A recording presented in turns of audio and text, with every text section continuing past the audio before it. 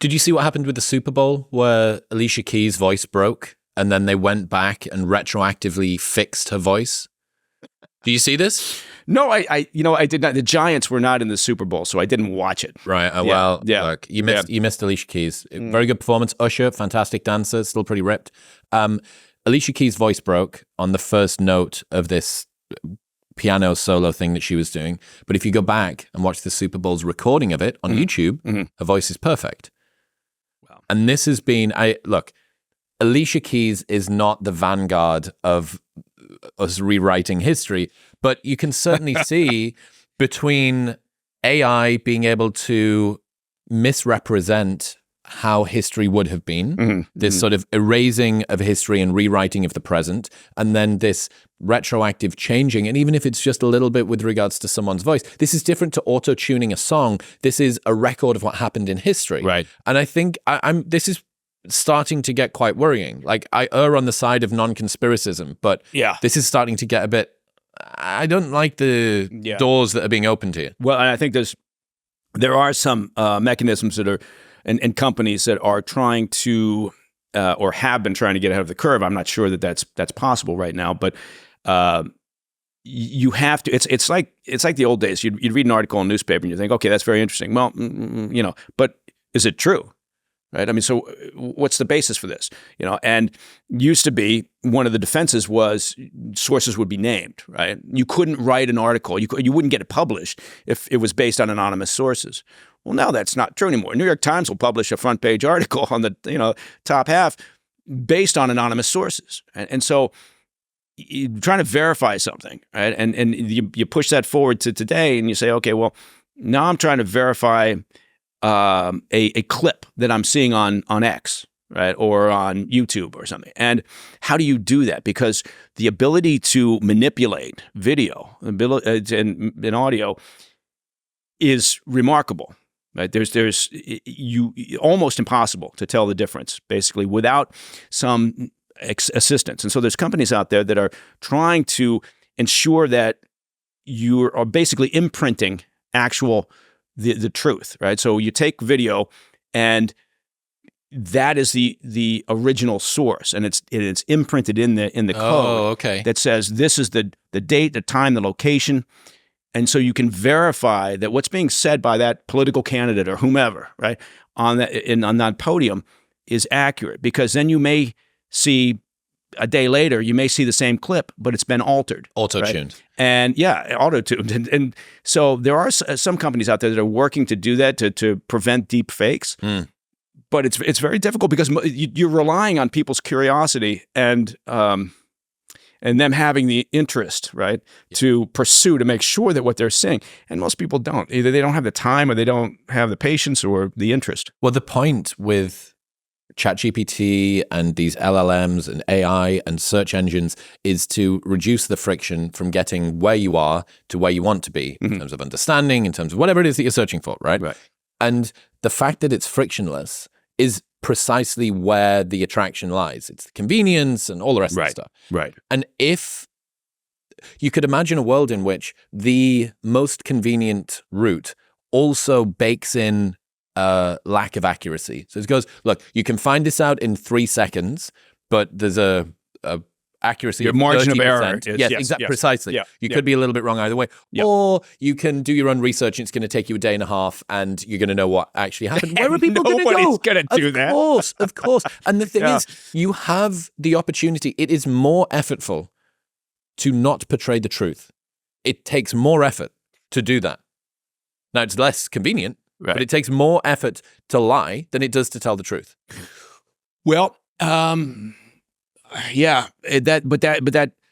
gap, that difference between lying and telling the truth is shrinking, right? Because of the technology, because of the access to be able to do this. So, but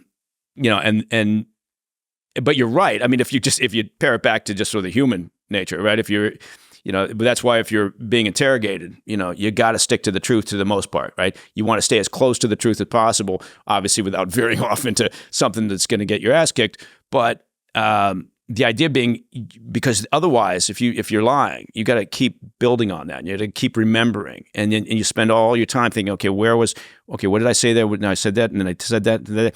And if you're dealing in an interrogation situation, and that's what you're counting on. You're counting on, if that person's lying to me, at some point, they're going to get confused, right? And they're going to start mixing up that story. And particularly if in the old days, you've got the ability for sleep deprivation or whatever it is, right? And you can start messing with their mind a little bit. Then yes, that's what you're counting on. But so you're absolutely right in the sense that lying is much more difficult, aside from the fact that, usually, if you make a mistake, right, the best thing, we were taught this at the agency, right, as being out in the field in operations. I remember one of my first bosses told me when I landed on site, before I went and off to do whatever I was doing, he said, if anything happens, if you make a mistake, just come tell me. We'll sort it out, right? But just tell me. Smartest thing, right, you can do.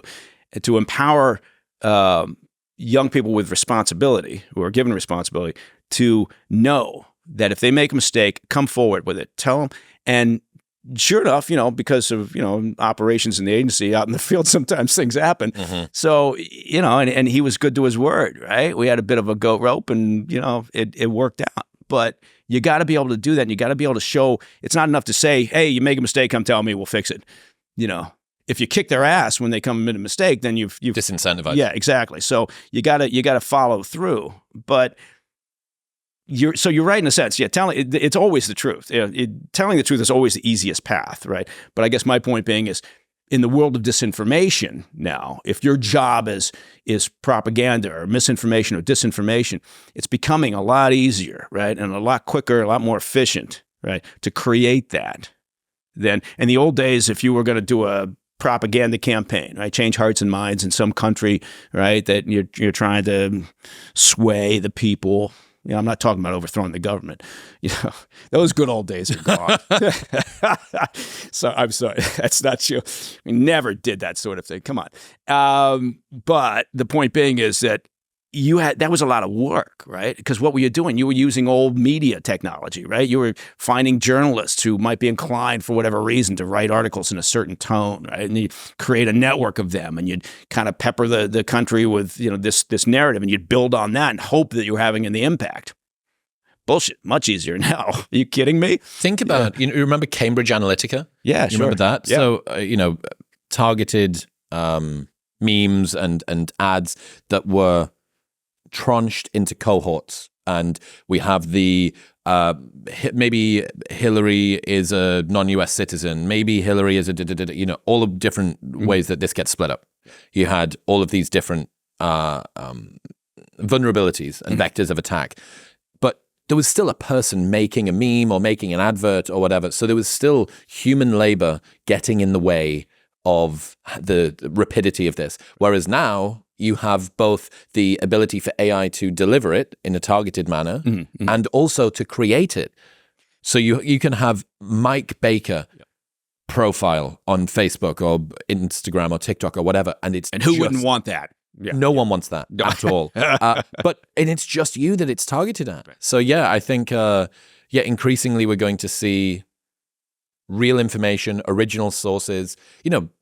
Maybe there'll be a way where being an actual person on social media will be a rarity in the next 5 years. Yeah. Maybe humans are going to be, 99% of content will be created by bots. Right. And every so often you'll see a tweet from you or someone else that's real. Yeah. And look, if you're talking about a state, right? If you're talking about creating something that's going to get past the scrutiny of Chinese intel or Russian intel or something, then you're working your ass off, right? You're creating a very hard backstopped, elaborate cover, and it's a lot of work. But for the average person out there, if what you're trying to do is influence a campaign, or you're trying to do, creating 10,000 fictional characters, saying interesting things out there, who then, it's like the old concentric circles, who then get 5,000 followers each, and I guess, but again, it all comes down to the same problem, right? We can talk about all the,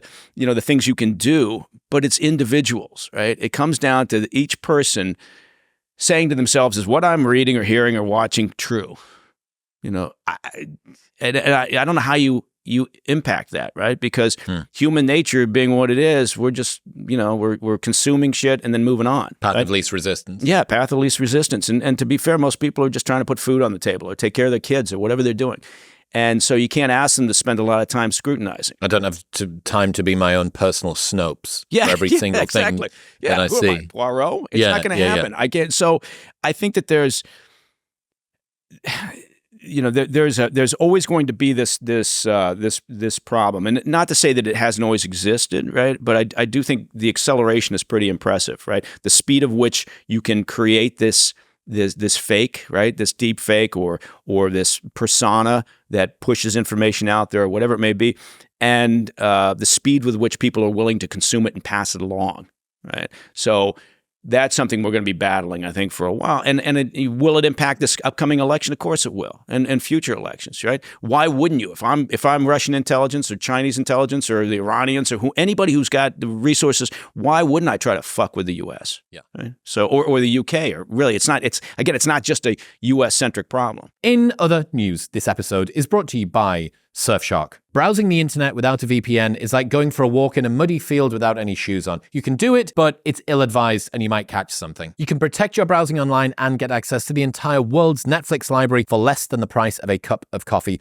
per month. If you're someone that works off public Wi-Fi networks like cafes or libraries or airports, the internet administrator can see all of the traffic going back and forth between your devices and the internet, and that is tres bad. You do not want this. Also, your internet service provider is able to see all of your traffic and then sell it to companies that can target you with ads. Websites are split testing you for prices on products that you're already buying, and even flight websites are doing this too. So, to protect yourself from all of this, plus to access the entire world's Netflix library, you can do that right now with one membership, and it's across unlimited devices. You can have it across your laptop, your iPad, your phone, and even your smart TV. You can get an 83% discount plus 3 months free by going to the link in the description below or heading to surfshark.deals/modernwisdom. That's surfshark.deals/modernwisdom. Thank you very much for tuning in. If you enjoyed that clip with Mike, you will love the full-length 2.5 hour long podcast, which is available right here.